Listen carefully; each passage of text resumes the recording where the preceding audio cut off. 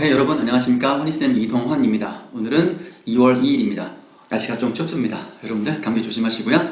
자, 이번 시간은 사설 17번째 시간이고 등교 수업 확대, 방역과 교육의 최적 조합 찾아야 라는 사설입니다. 우리가 작년에 여러분들 아마 다 경험해 보신 적 있으시죠? 아직 뭐 초등학교로 들어가지 않은 친구들이 있을까 싶지만 이 강의를 듣는 대부분 초등학교를 다 다녀서 가지고 작년에 지난 1년간 많이 힘들었었죠? 학교를 가지 못하는 거에 대해서 여러분들은 어떤 생각이 들었는지 궁금하네요. 선생님은 학원에 있으니까 여러분들이 학교에 가지 못하고 또 학원에도 오지 못하는 거에 있어서 조금 심심하더라고. 수업은 이제 온라인 수업으로도 진행하긴 했지만 아무래도 여러분들 얼굴 보고 같은 공기를 마시면서 마스크 쓰면서 그렇게 눈빛 보면서 호흡하는 게 훨씬 재밌더라고. 그래서 우리 정부에서도 지난 1년간의 어떤 여러 가지 일을 겪으면서 등교 수업을 확대하자 될 수 있으면, 그렇다고 방역은 철저히 하고 또 교육은 교육 나름대로의 일도 찾고, 그래서 가장 최적의 조합, 그러니까 방역도 찾고 교육도 하고 가장 최적의 조합된 거를 찾아야 된다라는 그런 내용의 사설이었고요. 그 선생님은 어떤 학생들의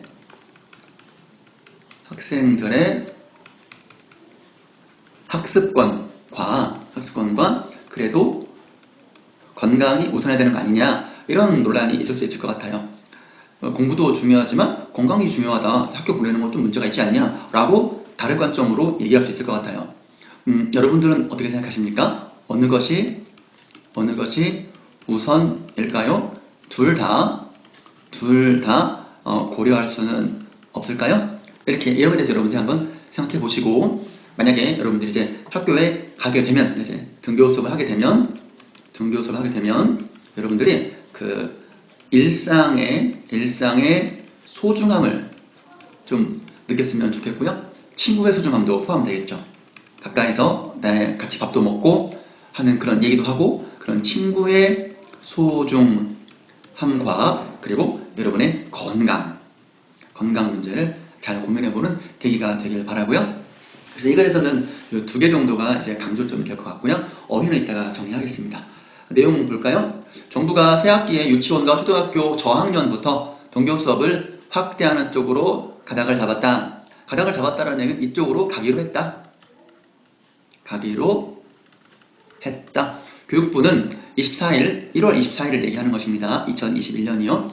원격 수업 장기화로 교육 격차와 돌봄 공백 등 우려가 커 2021 학년도 새학기부터는 초등학교 저학년 위주로 등교 수업 일수를 더 늘리는 방안을 검토하고 있다.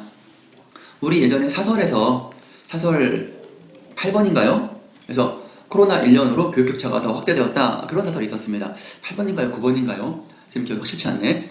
여러분 한번 살펴보시면 맞아 그런 글 있었지? 이렇게 여러분들이 더 살펴볼 수가 있을 것 같아요. 앞서 정세균 국무총리는 23일 이번 봄엔 등교 수업을 정상 진행할 수 있을지 학생과 학부모의 기대와 걱정이 교차하고 있다. 섞이고 있다. 기대도 있고 걱정도 있고. 교육부는 방역당국과 협의해 신학기 수업 방식과 학교 방역 전략을 미리 준비하라 라고 말했다.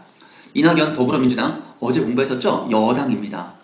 여당은 대통령과 함께 있는 당으로서 국정에 대해서, 나라 일에 대해서 책임을 지는 당이어가지고 이렇게 중요한 일에 대해서 대표께서 말씀하신 겁니다. 22일 교육 불평등이 우리 사회의 최대 과제 중 하나이다. 코로나를 겪으며 더 악화됐다. 더 안 좋아졌다.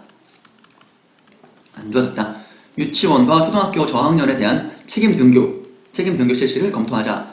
책임 등교는 아무래도 의무적으로 등교하는 것을 의미하는 것 같죠? 하고 제안했다.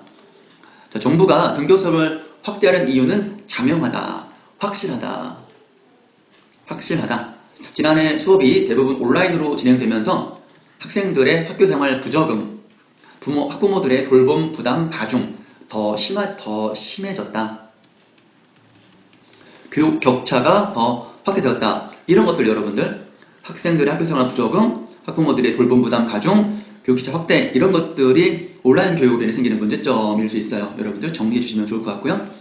되게 심각한, 매우 중요한 문제들을 나왔기 때문이다.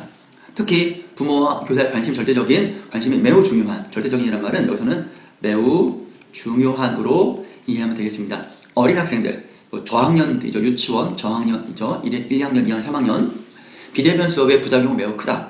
그렇겠죠, 여러분들. 아직 어리니까 학교에서 이것저것 생활 습관도 하나씩 겪으면서 몸으로 알아가는 것이 많은데 그런 것들이 없으니까 좀 그렇겠죠. 실증적인 조사 연구로 확인되고 있다.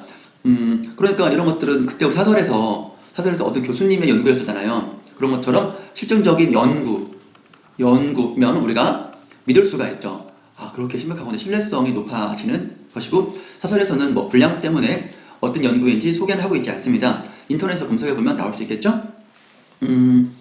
여기요. 학교를 통한 감염 사례가 적다. 이 말은 학교에서 코로나19 바이러스가 감염될 수 있지만 일반 사회에서보다는 좀 적다. 그러니 철저하게 방역만 하면 학교 등교 수업도 괜찮다. 이런 논리가 성립되겠습니다. 그 근거가 되겠죠. 정은경 질병관리청장의 논문도 등교 수업 확대 주장에 힘을 못했다. 근거가 되었다는 얘기고요. 정 청장이 지난 20일 한림대 의대 사회의학교실 연구팀과 공동으로 소아 감염 학회지에 발표한 논문을 보면 지난해 5월 1일부터 7월 12일까지 코로나19에 확진된 아동 청소년 117명, 아유 많이도 감염됐네요. 가운데 학교에서 감염된 사례는 3명, 2.4%니까 불과하다라는 말은 거의 없다. 이 정도밖에 안 된다. 물론 이 숫자도 3명이면 크긴 크죠. 그렇지만 전체적으로 봤을 때 좀 적은 숫자이다. 그래도 비교적 안심되는 상황이다.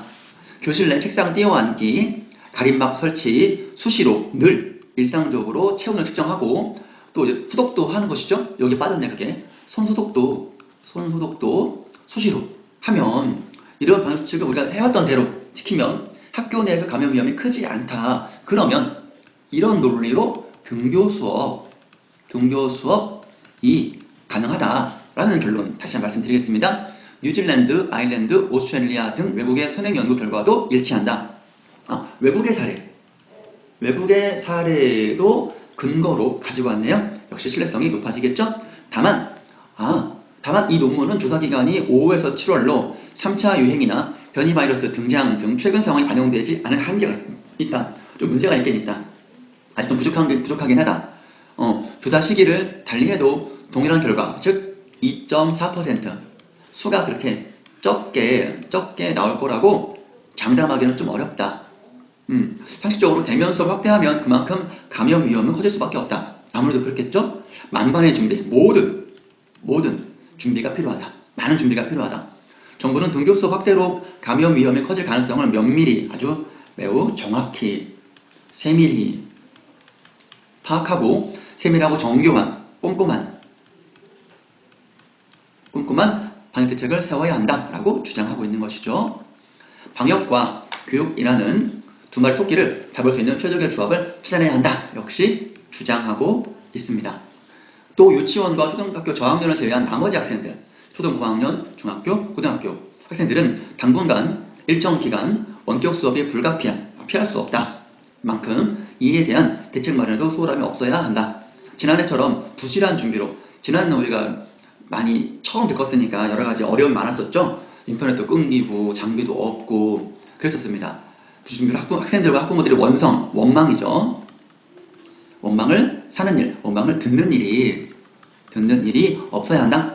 저소득층 학생들에 대한 디지털 기기 제공, 노트북이라든가 태블릿 PC 이런 것들이죠. 원격 수업의 원활한 진행을 위한 인프라 구축, 인터넷선을 좀 더 많이 하면 더 좋겠죠. 중간에 인터넷 끊기면 난감하잖아요. 학교와 교사들의 충실한 수업 준비를 선생님도 하잖아요. 그러면 수업 준비가 더 시간이 많이 걸려요. 더 많은 시간이 걸려요. 많은 시간이 들어요.